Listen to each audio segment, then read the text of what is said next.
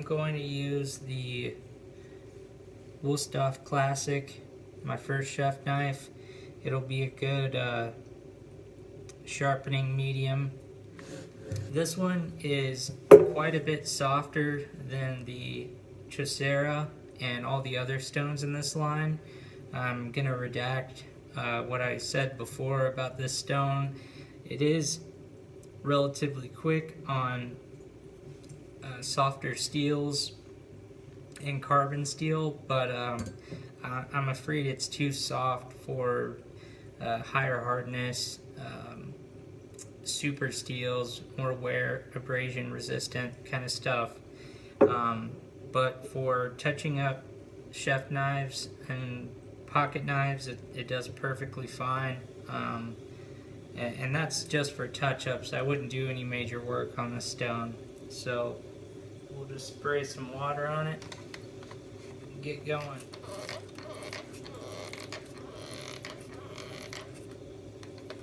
It holds water on the top very nicely for being as soft as it is. Let's see if we can get you guys closer.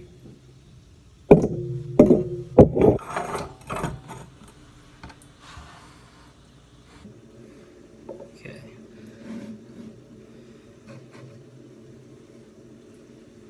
I'm going to start out on my weak side, try to get in the flow of it.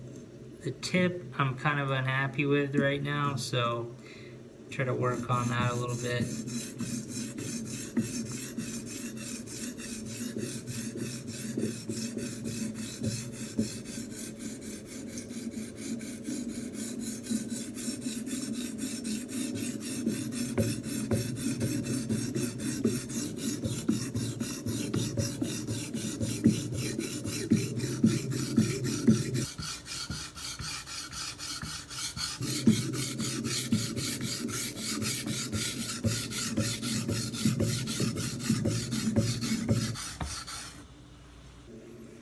Okay, well, I'm going to stop here for a second, just so you can see what's actually happening. So, as you can see, it starts to remove metal pretty quickly, and I think it's just a matter of water management. It releases abrasive fairly quickly, but I do believe the abrasive particles are a bit larger than what I would think a 600 would be. So, let's see. The tip was pretty polished before, and you can see on the end there, it's removing the steel pretty efficiently with as little work as I just did. We'll keep going, and I'll give you another shot of what it looks like once you get a mud working up on this stone.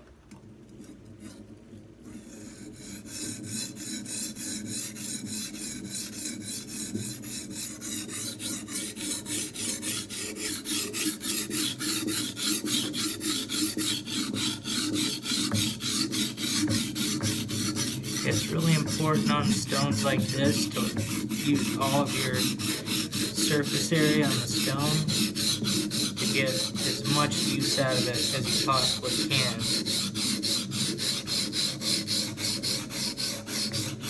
I'm using about 2 pounds of force right now.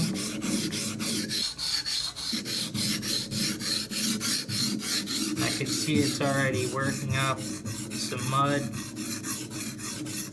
not very much pressure, but it is cutting.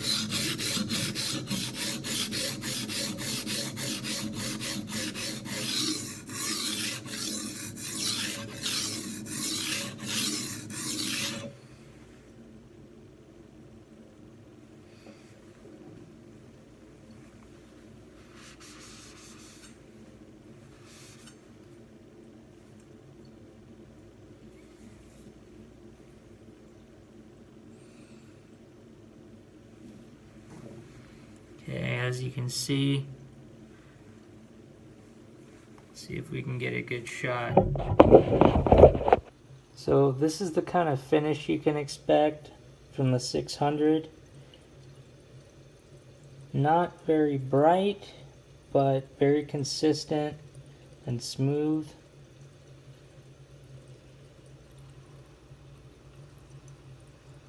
Yeah, I'll have to excuse this bottom portion here where I was working on thinning before. I'm trying to reduce the angle of the actual grind, so I'm having some flaring happening down here at the bottom.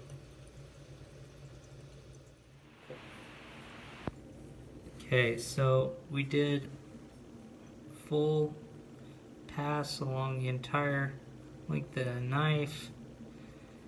Need a little bit more right there. Actually, yeah, we'll just use some light.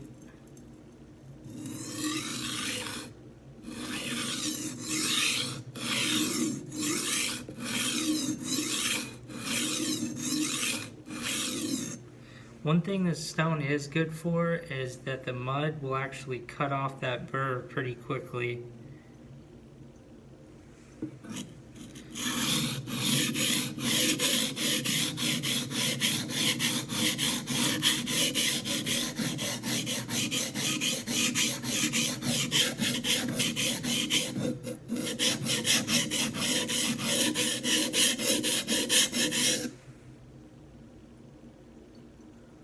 Okay, we have a pretty large burr produced all the way up and down the knife, and give you an idea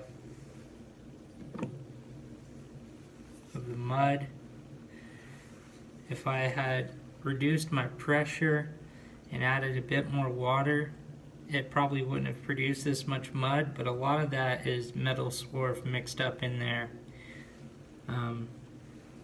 Yeah, not the hardest stone in the world, but it cuts fairly fast, an acceptable amount of speed, and is pretty pleasant to sharpen on.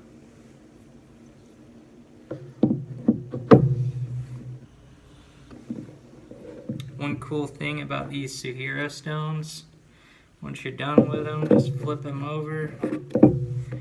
You can use them to sharpen on or stack them, whatever you want to do. The feet are actually really grippy on these. As I say that, the stone slides around, but once you're putting some pressure on them, it actually works really well. And it does have this little compartment here for your dressing stone. One of the cool things about this is that, you know, if you prefer to give a little soak to your stones, you can just put some water in this and use a minimal water to actually soak the stone in this. So that's pretty cool in my opinion. So I'd like to try the Chosera 400 next. I've actually neglected this stone quite a bit recently. The feet are not so grippy on this. I do need to put down some shelf liner. Sharpening Norway, I would recommend using this shelf liner with your Suehiro setup. Just put something underneath that Shapton stone and yeah, like you were doing before, but just use a bit of this. This works much better than paper towel in my opinion. And also, congratulations on your child that's on the way. So, the Chosera does soak up a little bit more water than the Suehiro stone does, but it doesn't take much water. You just kind of need to work it into the surface and it's pretty much ready to go. Some say they do benefit from a short soak, but I'm not really trying to gamble with magnesia bonded stone. This is one of my Choseras that hasn't had any issues, so knock on wood. Alright, I need to clean this knife off. Okay, so, and there again is the finish that's being left from the Suehiro stone.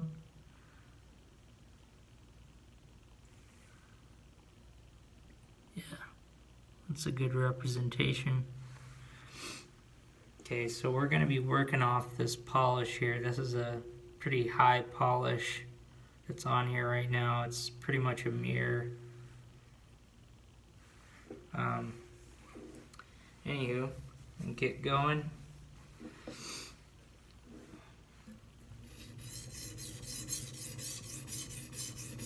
Okay, right off the bat, this stone is much harder than the Suehiro stone. Very close to the Shapton, actually.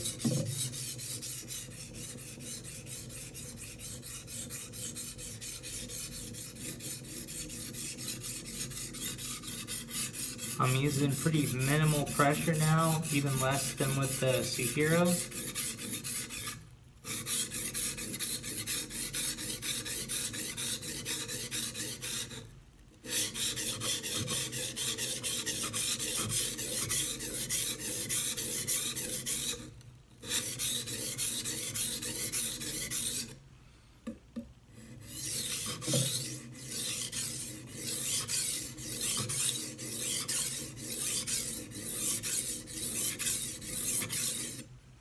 It always surprises me how fast this stone is. I mean, for the amount of time and pressure that I was putting on that, I would have kicked up a mud already on the Suehiro stone. But as you can see, all of that is pretty much just swarf, metal swarf. I can already tell that I've flipped the burr over. Yeah. I'll try to lower that angle here at the heel a bit more.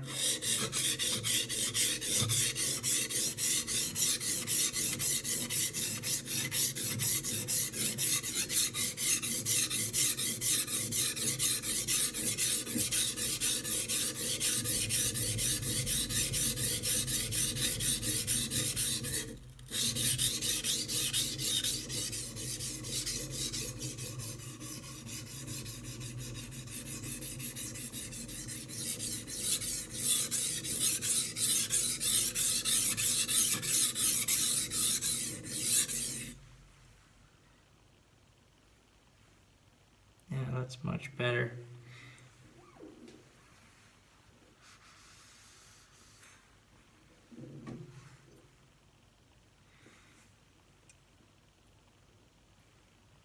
The 600 is a little bit duller than the 400 Chosera, which was expected. So you can see that eye luster coming off of it. See if we can get in close. Still wanting to shine.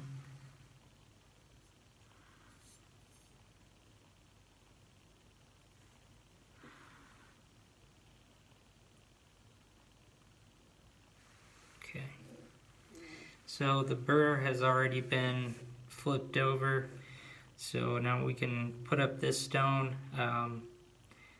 I'm actually really glad that I picked this stone back up because I've actually missed it a lot. It's such a fast stone for its grit rating. One of the most underrated stones in my opinion, even though people talk about it a lot. You know, I see people like Ricky Tran from Perfection. He doesn't like this stone. I have no idea why, because the Cerax is absolute garbage compared to this stone. Clean this up. Really no need for flattening or anything because we did very little work on it. And that just, it cleans up immediately. The one thing about the Suehiro stones, not necessarily the 600, but in the higher grits, it wants to load a little bit.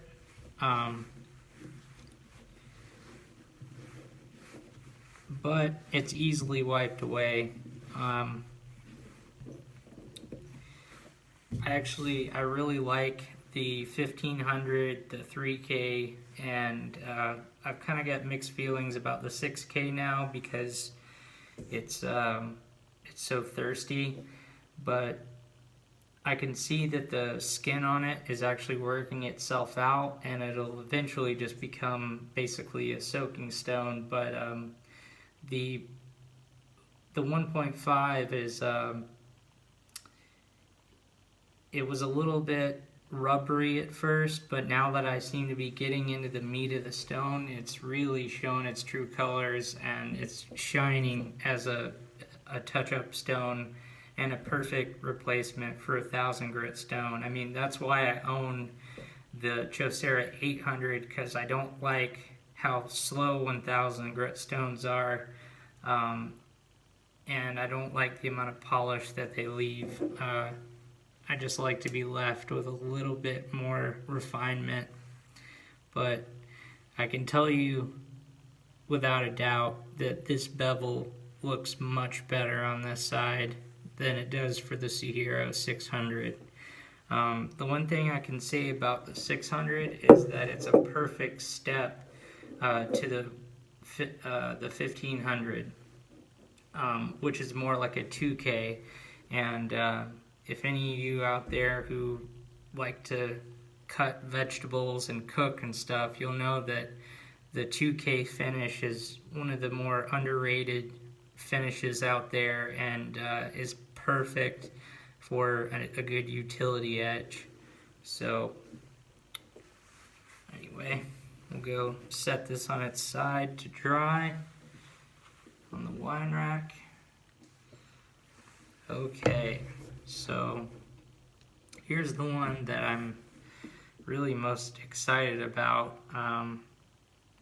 There's something about this stone. Shapton's formula in their lower grits is just superb. It's really just hard to explain. You just have to feel it for yourself. It's super aggressive, but at the same time, it just feels luxurious and amazing to sharpen on. This 500 is one of my favorite stones of all time. It's up there with the Chosera 800, the 400, and the Suehiro 1500.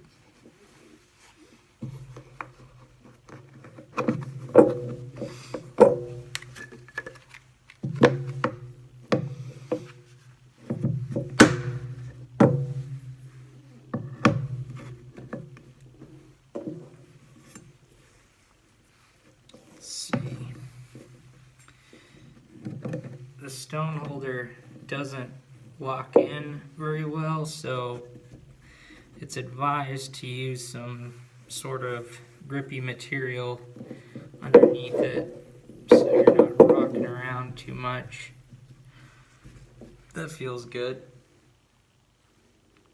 Okay, so yeah, the burr is all the way flipped over.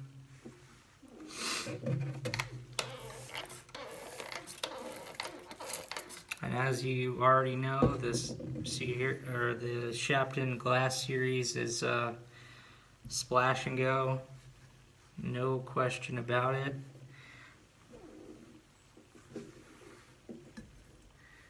Okay.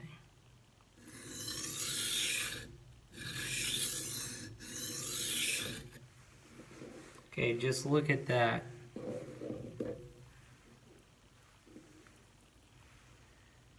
I don't want this to fall, but this light sucks. There you go.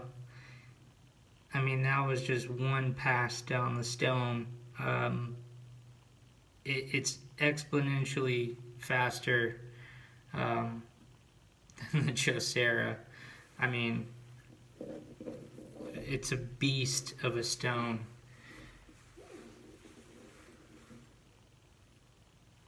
and my burr is already flipped over from that. That's just devil magic. I gotta refine the scratch pattern though.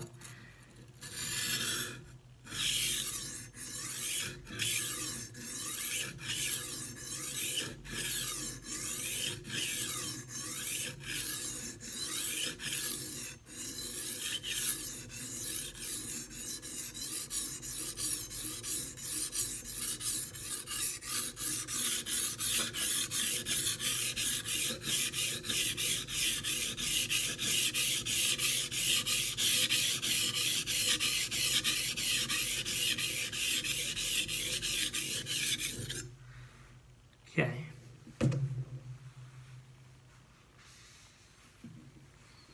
As you can see, tons of swarf came off of that. Doesn't load up. I mean, this will just wipe right off.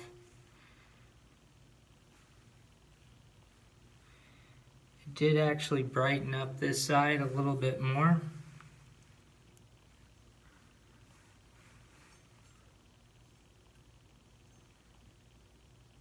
But it's still not, well,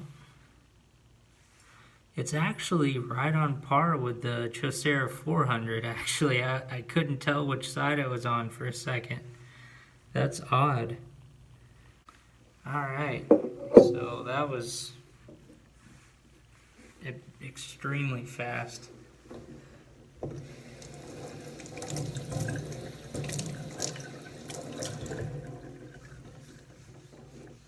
If there's any new sharpeners out there watching this,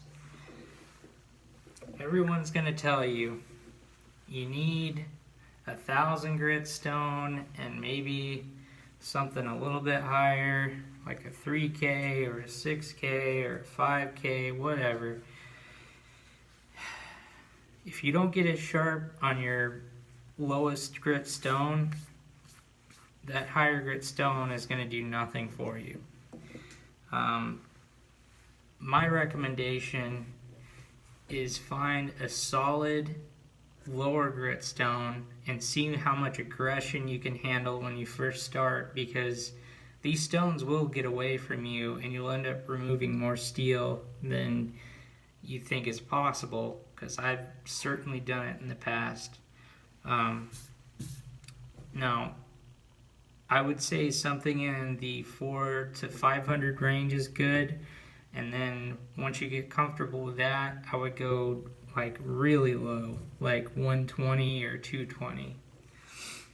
Okay, so we're gonna try out this Cerax. Let this stone dry.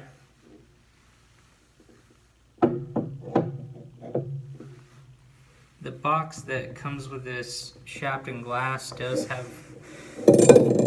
holes on the bottom for draining and drying. It actually works really well.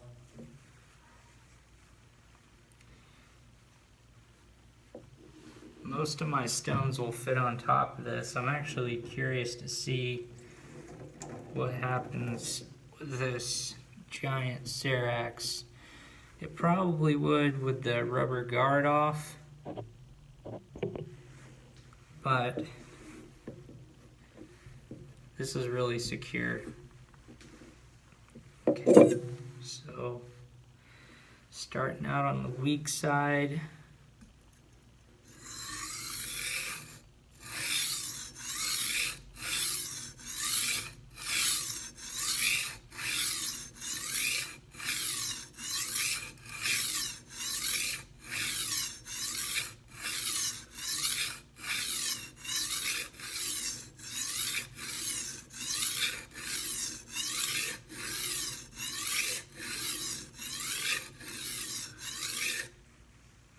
You know what? That's actually working really well. The stone has kind of changed all of a sudden. That's really interesting. I think if you're trying to do a lot of stock removal with this stone, it just doesn't do well. But for a quick touch up on your knife, it's a good stone for that. And I would recommend this for wide bevel and high carbon knives. It seems to want to grab the steel more than with this stainless. So our burr is fully flipped over. That tip actually needs a little bit of work.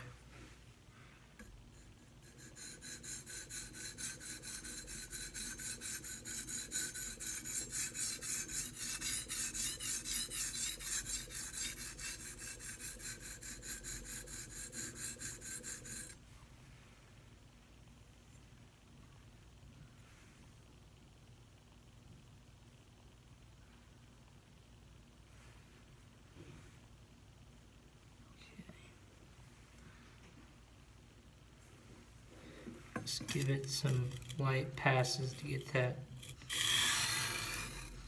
finish more even.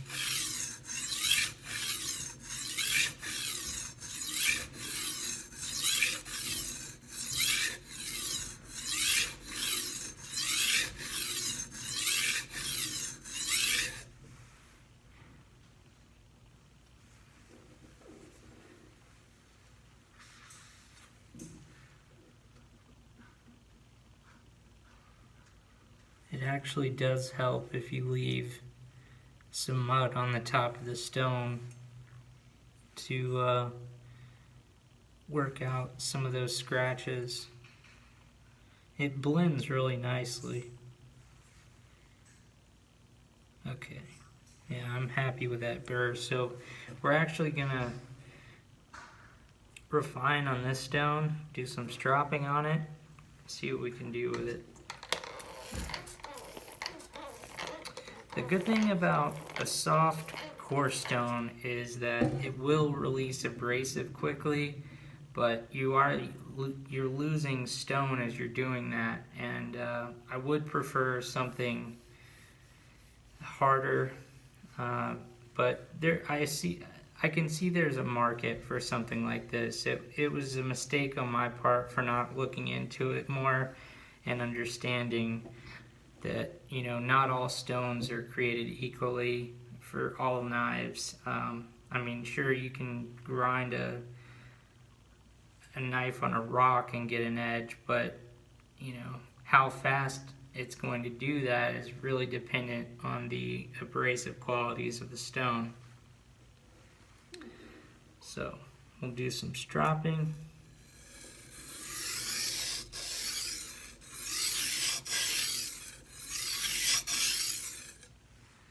Try to cut that burr off with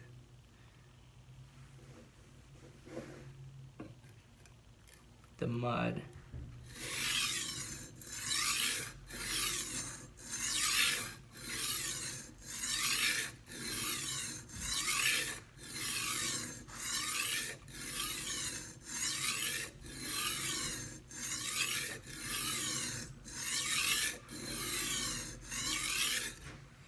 I can actually feel it grabbing onto that burr,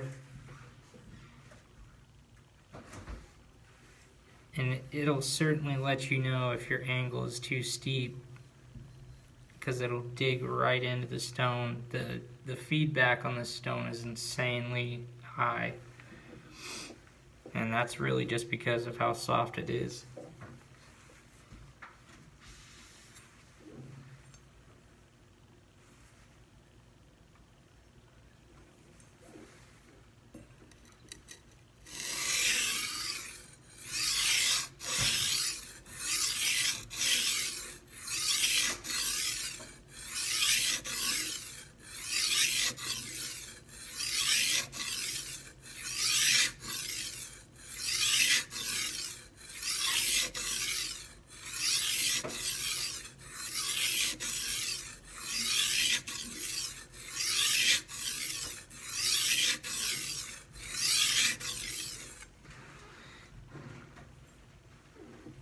You know, this might be a good stone for beginners because it'll let you know immediately if your angle is too shallow or too steep.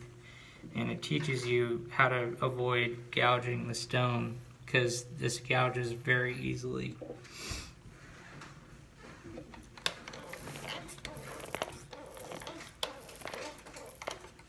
You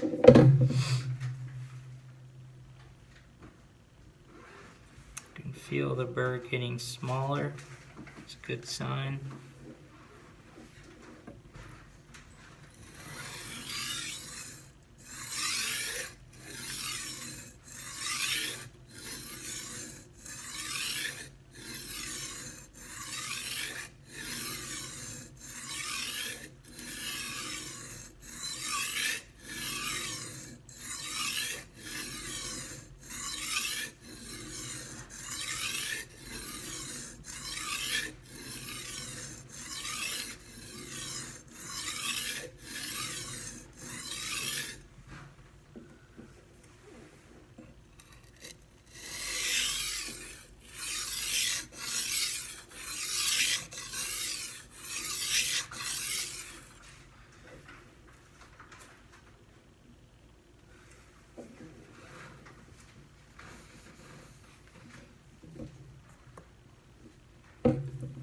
Keep that on there.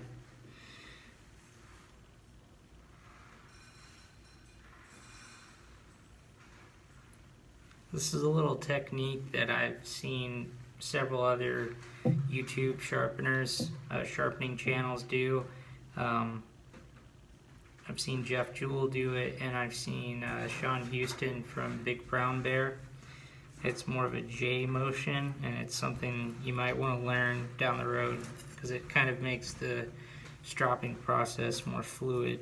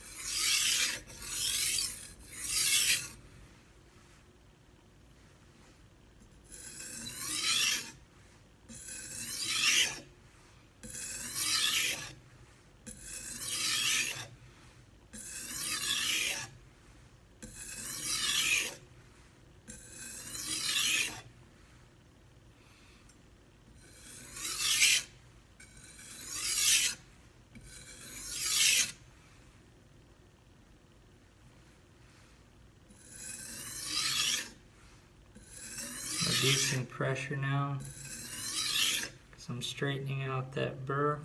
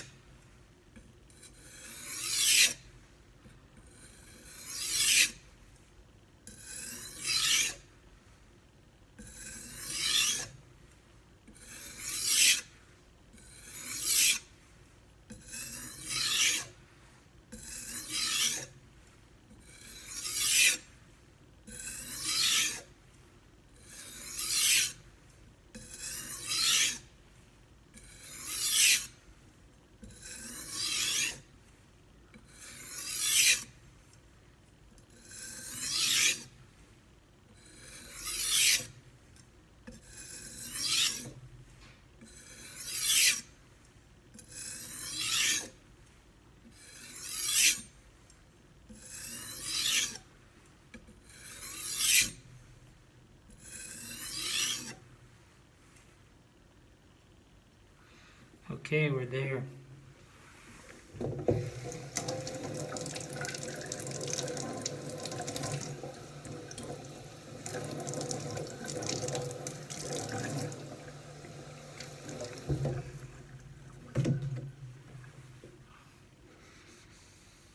If you do decide to get this stone, it does fairly well with German stainless steels, and especially good with carbon steels, but not so good with the high wear resistant super steels out there. My burr is pretty much non-existent right now, but we're going to use this Chef Knives to Go hard felt deburring block. So if there's any remnants left, it should take it off.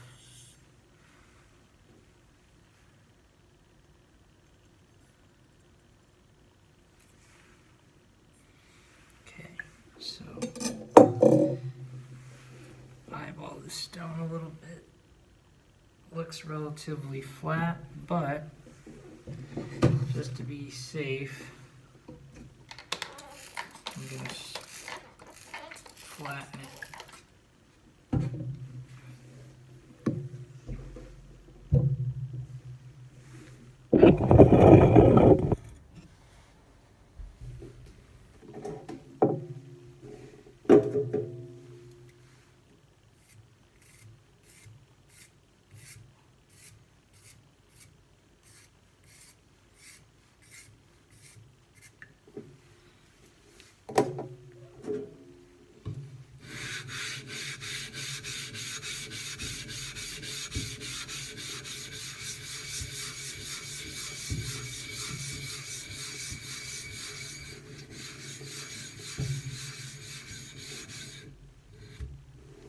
Doesn't take much.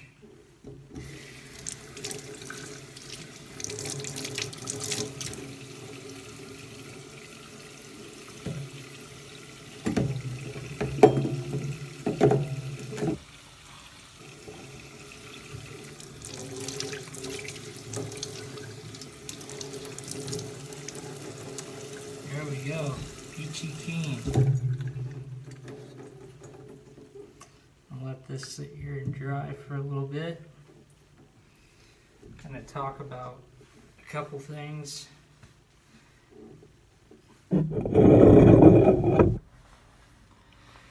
So, what's my conclusion on these stones? As much as I was hating on the Cerax before, it's somehow changed quite a bit since I've last used it, since it dried out fully and I used it again. The Suehiro stones in general take a long time to dry out, at least 72 hours, if not more. But that's kind of a good thing because you can just keep throwing water on them and they'll already be pretty saturated when you come back to them. So we're going to actually test the edge that comes off of this Cerax today, and this is a good time to show this off. So the deburring block is around $5 on Chef Knives to Go, and I got this back whenever I went to culinary school for my first kit, and this is the MAC black ceramic honing rod. I can't remember its Rockwell hardness, but it's an excellent honing ceramic. It's very hard, leaves a good amount of bite, but it's I don't know if you can see that, but there's some lines in it on either side, and that's for your more rough grinding, and then you've got a smooth.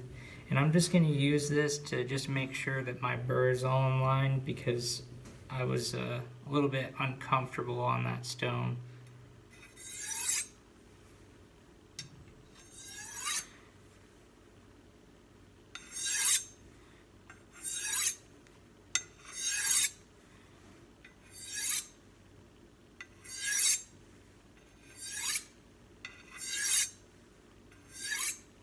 It doesn't take much with this. Like, I can take a pretty dull knife and put a micro bevel on it with this thing. Like, it's fairly aggressive, but also very smooth. It'll whip your knives back to shape if you're in a pinch, which is really great if you're in a kitchen setting. So here's the finish from the Cerax. Just kind of hazy, about the same scratch pattern as what I have on the sides here.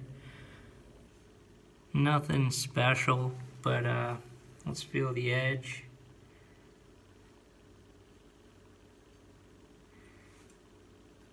It's got an extremely aggressive edge. Very toothy.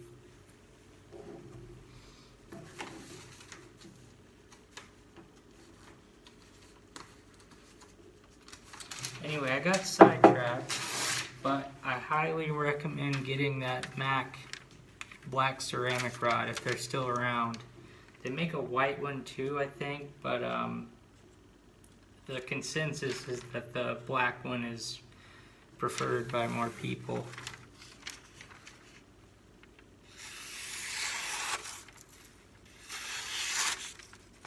We got a little hang up there in the middle. I'm sure that happened whenever I was making those edge bleeding strokes. Well,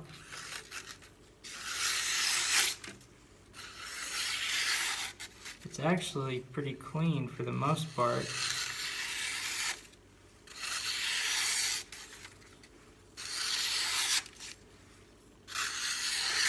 It'll push cut.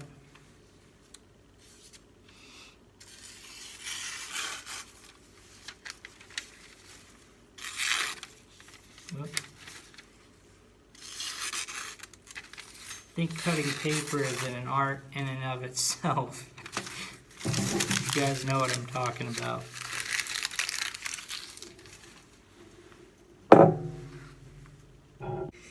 If I have to pick an overall winner, I think it's kind of obvious at this point, and it's the Shapton Glass 500 double thickness.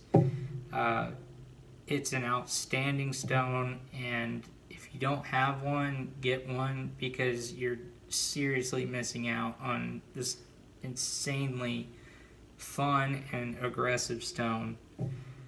But anyway, I'm gonna be probably doing some razor videos here in the future, so look out for that, and hope you have a great day, and I hope this year is gonna be a good one, because last year sucked dick.